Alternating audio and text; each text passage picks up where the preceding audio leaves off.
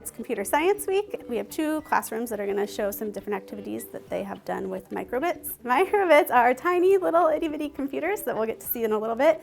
The kids use block-based coding is what we're using to create programs. There's a lot of different things that they're capable of doing.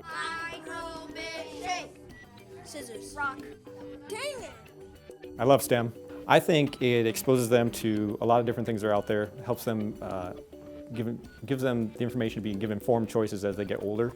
High capacity and smaller Iowa towns have an aging workforce, and so we need to look more into technology to help us grow and build our future. And so we're looking to the younger generations. It's kind of crazy about how many things are controlled by computers. It's really, really interesting to know how they work and how they process and get programmed, and how many little things it takes just to make it work.